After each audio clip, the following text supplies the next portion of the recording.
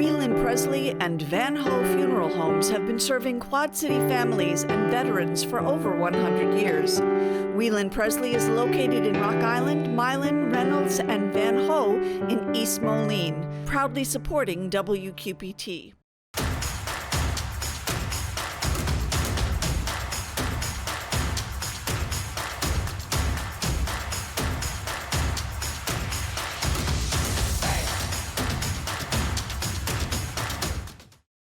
Alternatives is a proud supporter of WQPT and has been serving our community for 40 years. Alternatives provides professional guidance to maintain independence and quality of life for older adults and adults with disabilities. It's been 25 years since an abandoned industrial site was transformed into a year-round garden in the cities.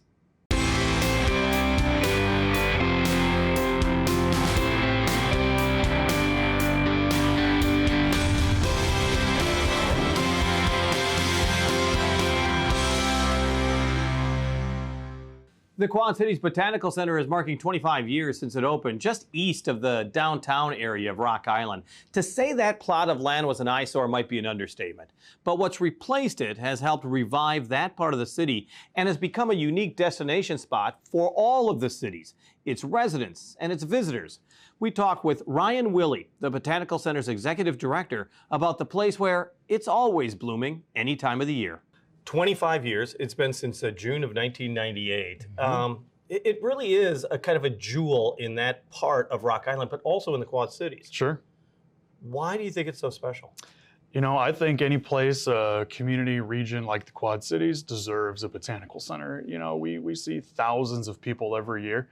There must be some rhyme to that reason. I think people appreciate the beauty of nature, and, you know, a lot of folks come to us to get ideas what to do in their own homes. We're an extremely family-friendly location as well. Public meetings, weddings, you name it. Everybody's had a reason to be at the Botanical Center, and I think it's vital for a community of our size to have a resource like that. We were talking that 26 years ago, that Yep. This was really kind of an industrial site, a little bit of an embarrassment. It was abandoned, and it was so close to downtown. Yep. This really was a rejuvenation of that area. Absolutely. You know, it goes way back before my time here in the Quad Cities and, of course, at the center.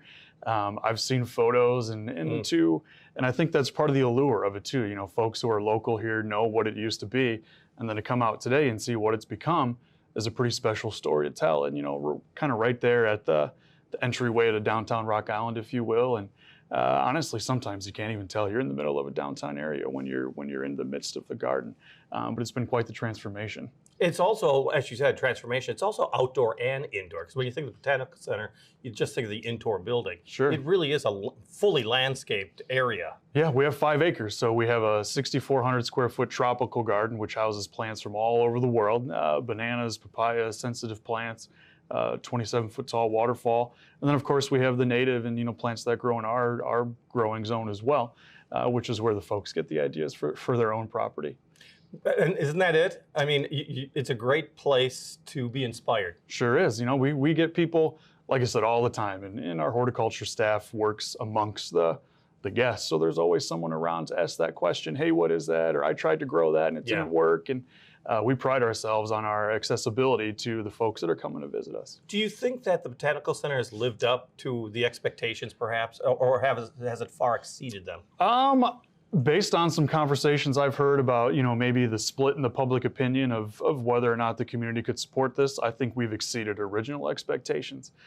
It's hard to get a plant-related, you know, organization off the ground. At least 25 years ago it was, and I think we've exceeded our original expectations. But I'll tell you, we're just getting started, and the community has shown us that they want us here, they need us here. We're a tourist attraction. The local economy depends on us bringing people in all throughout the year. I think we've got a long ways to go before we can call it quits. So when you talk about potential, and then what is the next step? I mean, what are you thinking short term as well as long term? Short term, we're constructing in our children's garden, and you know, that kind of plays into our long term plans as well. So, you know, obviously we have our storybook landscapes under construction right now. But we have 4 or 5 more additional phases of our youth. I kind of call it an adventure garden, exploration garden, because that brings us the masses. and that gives us a chance to meet the kids and the youth of the community at a younger age to kind of garner that appreciation for plants. So short-term construction, long-term expanding our mission along with building and new exhibits as well. Because there had been talk about, wasn't there supposed to almost be two There identical? So that now I'm really trying to remember way back when. There were supposed to be two. 3. Oh, all right. So we have the large one, and there were 2 auxiliary pods or They were going to atriums, look if you similar, will. were they not? They were going to look exactly the same, Okay. just about half the size. See, my memory's not going. It's not bad at all. But I mean, that's still basically on the drawing board? It could be, so that's a great question because we're getting ready to launch another public survey. One of the driving forces behind those 2 pods not being there today was the public input. 7 years ago, we put out a survey. The community said, build the children's garden. So that's what we're doing. If the results change, with this next iteration of the survey, we will adjust our mission as well because we really are here for what the community wants us to be for them. So explain to me the possibility of these other 2 pods. I mean, how much undeveloped land do you have? I mean, obviously you must have space. We do. We have about 2.5 acres that does you're not have a basically building on it. You're basically only using half of what you have. Exactly. I didn't even know that. Yep. So we have landscape on our entire grounds, but as far as just turf goes or open space, it's about 2.5 acres. So we've got some room to grow, pun intended. Yeah. Well, so tell me about this possible survey coming up. I mean, what type of input are you looking for, and when would that be issued? This fall, we're looking for input. One of the biggest questions I like to ask is when was the last time that you engaged with the center, and how was that? Were you here for a general visit? Did you come for a graduation party? Were you here for a sport and spake with a wedding? Were you here for a holiday light display? And that can kind of help us gauge how are people coming to us for the first time, and what do we need to do to make sure they come back to see us a second time. Because people will go to museums, they'll go to public spaces once and say, okay, they checked it off their bucket list. Yeah. You're saying, no, wait, we've got Come back. Yeah. I always joke that there's something to see in every season. And there is, There let's really be is. honest, because nature is providing you with different exhibits throughout the year. Sure is. Tell me about the organized exhibits you have, because right now you have a cactus exhibit that's really special and really has, I hate to say this, Quad City roots. It does. So Mr. Alan Dieter was a founding member of the Quad City Botanical Center, and their work goes back 35 years. So it took 10 years to build the place and get the interest involved and all that. He has since moved to the Chicagoland area to be closer to family. But when he moved, he said, do you think you could take care of my cacti plants? And we said, of course, you've come to the right place. So we're extremely proud to kind of honor his contribution to the center because he was a driving force, not only behind, the construction of it, but the eventual sustainability after the first 12 to 15, call it 20 years of getting the center off of the ground. So come see it. It's in our greenhouse. He's got over 70 plants. They're meticulously labeled.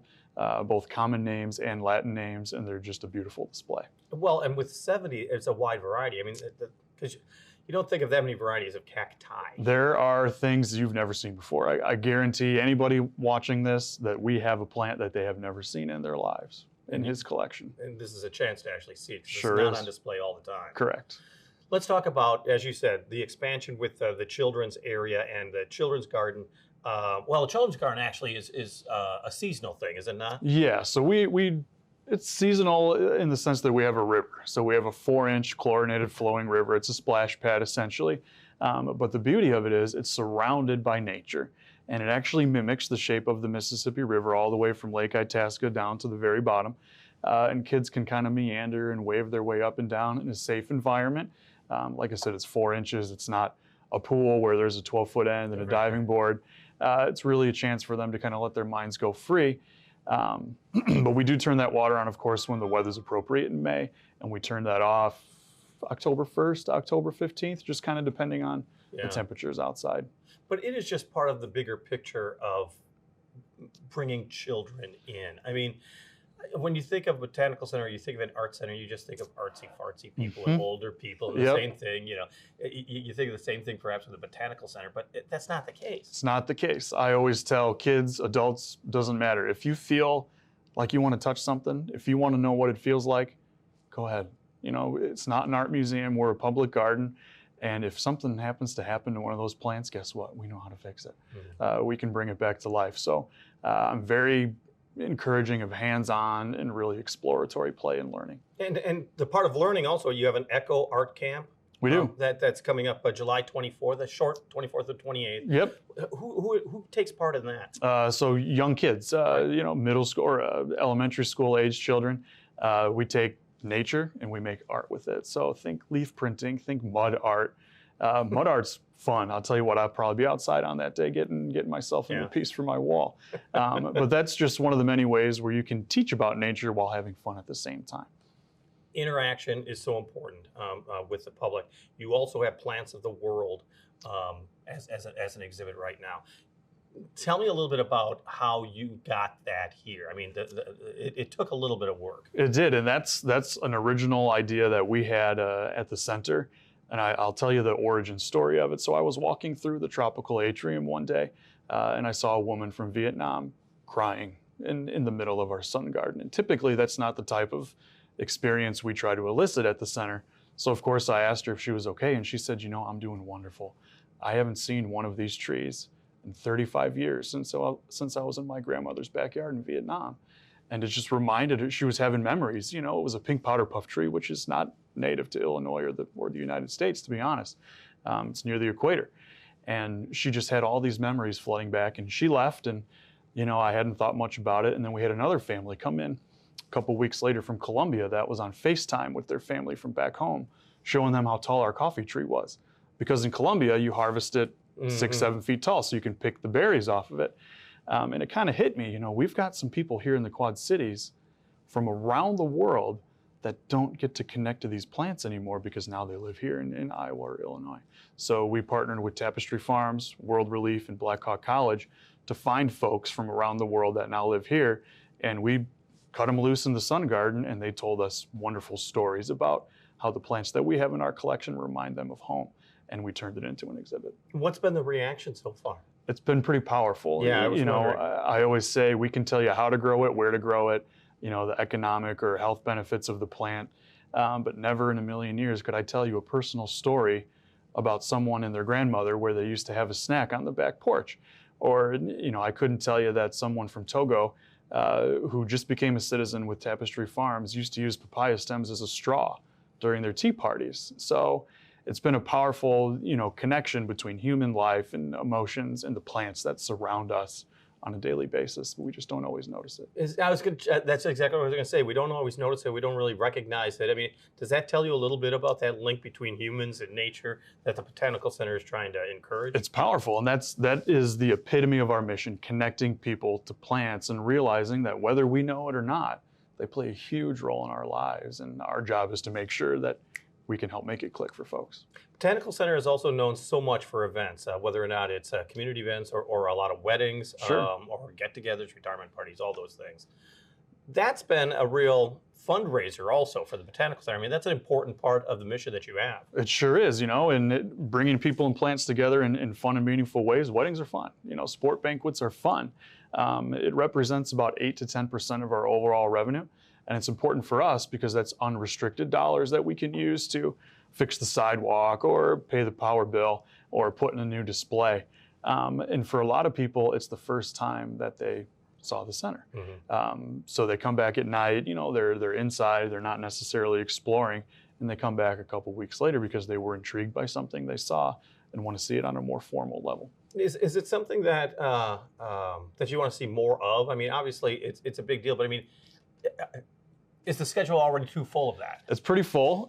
So we go Friday, Saturday, all spring, summer, fall long with weddings. We're kind of at capacity, if you will, there. We have some room to grow business meetings. We've held some business retreats lately where, you spend 3 hours watching a PowerPoint, and you could walk into a hotel lobby and read the newspaper, or you could go out into the tropical atrium and get some fresh air, enjoy nature for a little bit, rejuvenate yourself. Sports banquets are huge. So I would encourage, if you're looking for a unique facility that's also extremely affordable because we are a nonprofit, check us out. The thing about the Botanical Center is also, and we keep underlining this, the different seasons. You go through all these phases, and one of the most special, in my opinion, of course, is the light show during Christmas time.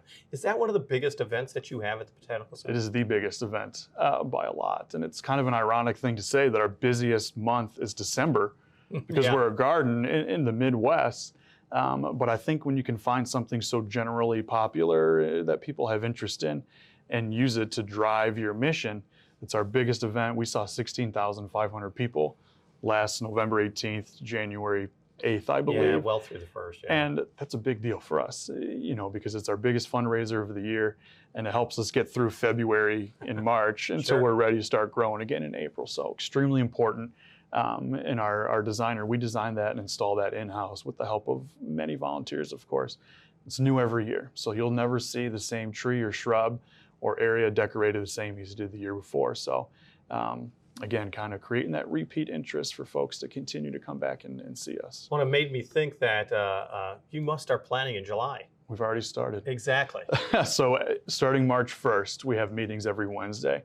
And we have a strategic plan that we follow, and we know where we're going next and how many more lights we need to purchase and where we're going to store them and what. That would be a thing, yeah. We'll be adding some pretty neat things this year. Tell me also about the barrier-free capabilities of the Botanical Center, because when we're talking about access and making sure that kids are there and families are there, you want everyone to be there. We do. So we have a variety of ways. So we're extremely accessible as far as wheelchairs or mobility challenged folks go. But in addition, financially accessible. We have a variety of programs we use to make sure our mission is getting out there.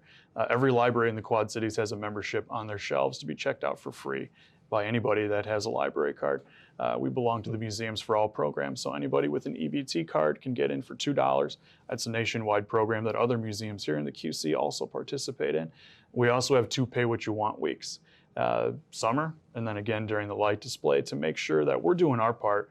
Everybody has tough times and everyone's circumstances can go up and down. So we want to make sure that we are as welcoming as we can be, throughout the year. And when you do market the Botanical Center, I mean, like we were saying, people locally take so many places for granted. They know it's there. They've driven by it 100 times, Sure. but they don't necessarily come in. How do you do the marketing both locally and for a more regional approach? It's a fair balance, and I would even venture to say that our local guests are treated as tourists too, because like you said, they've driven by. I've had conversations with folks that live in Rock Island and always wondered what the 80-foot tall glass building was, and my response is, come on in. Yeah. And once you see it, you'll never forget it, because it's a gem in the Quad Cities. It's unique in the terms of public garden, within a 110, 120 mile radius.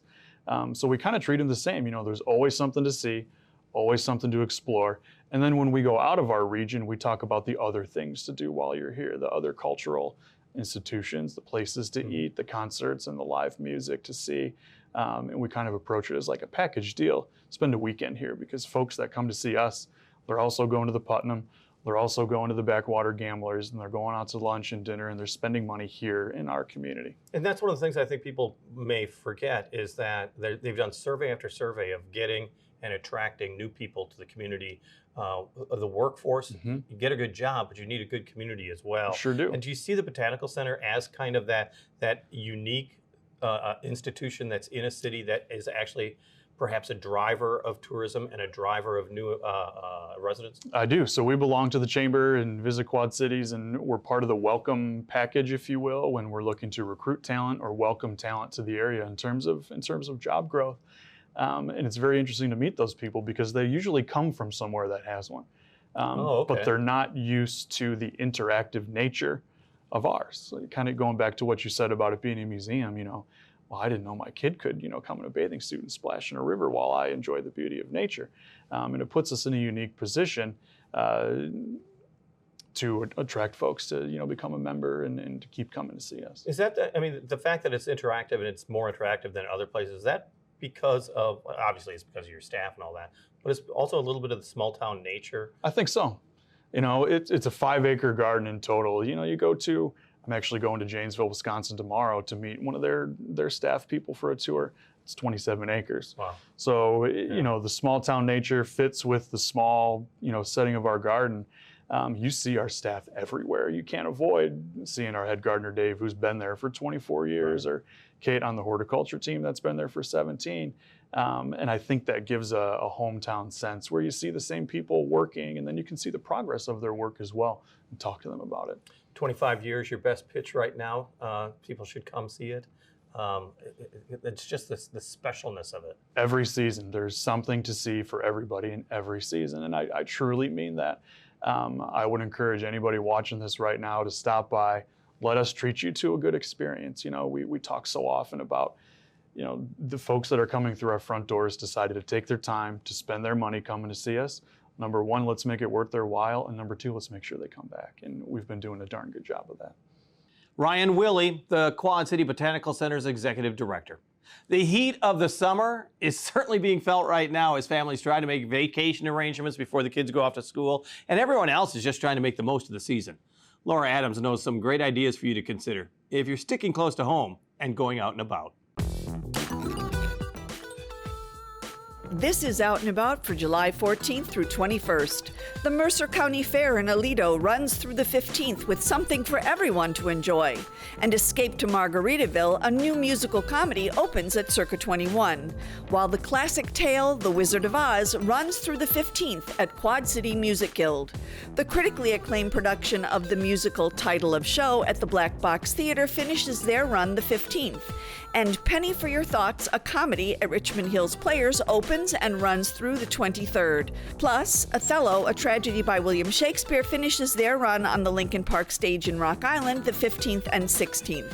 For music, the Randy Rogers Band perform on the 14th, and Liliac, the First Family of Rock, take over the stage on the 21st at the Rust Belt in East Moline. And bring your lawn chair to Centennial Park West for a free concert the 15th. Tunes in Town at DeWitt's Lincoln Park present Hot Rods, while Rock Island's Lincoln Park present the Starlight Review concert series, also on the 18th. Music on the Lawn at the Dear Wyman House features Rick Kelly on the 19th. Far Out 283 at Bass Street Landing perform on the 20th, and Kiwani Concerts in the Park at Veterans Park takes place the 20th. And come laugh at Trey Kennedy's Grow Up Tour at the Adler Theater on the 16th. For more information, visit WQPT.org. Thank you, Laura. Last month, we had author Jonathan Turner join us to talk about his book, 100 Things to Do in the Quad Cities Before You Die. But Jonathan has been with us before as a keyboardist, performing some of his original material on stage. Here's Jonathan Turner with Just a Midwest Boy.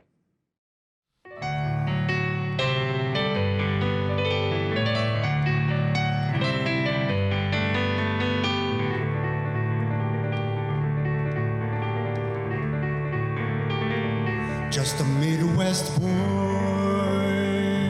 and a Jersey girl, alone in New York,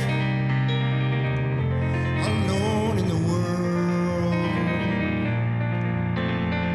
Night after night, the boy and girl wondered if they'd ever find the one, or would their hungry hearts be forever born to run. They thought, where are you? Where are you? Where are you? Where are you? To share with me the rest of my life.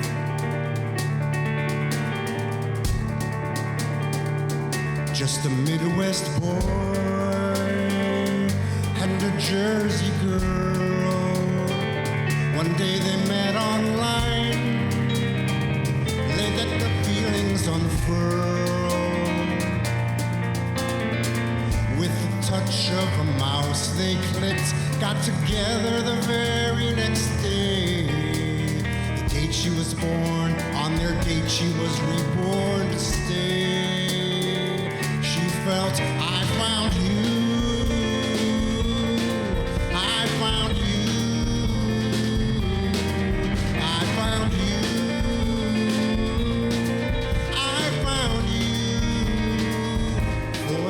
Of my life.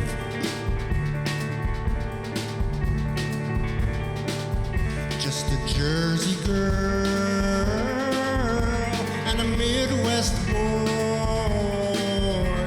She gave him hope, he brought her joy. Then one afternoon in June, she asked him to be his bride. Though it was raining out, the sun shone sunshine streamed inside. He said, I love you.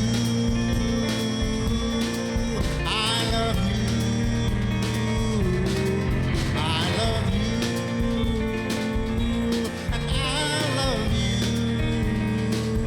for the rest of my life.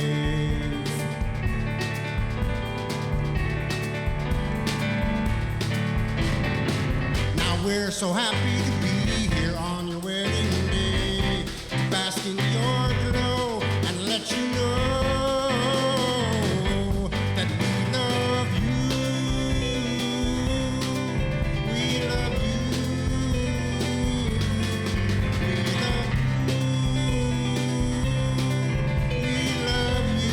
We love you. And we'll love you for the rest of our lives.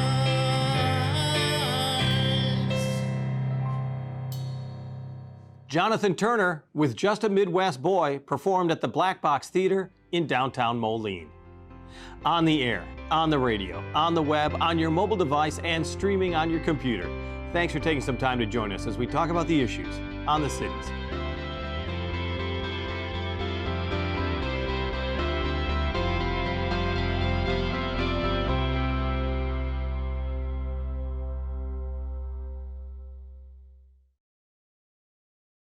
Whelan Presley and Van Ho Funeral Homes have been serving Quad City families and veterans for over 100 years. Whelan Presley is located in Rock Island, Milan, Reynolds, and Van Ho in East Moline, proudly supporting WQPT.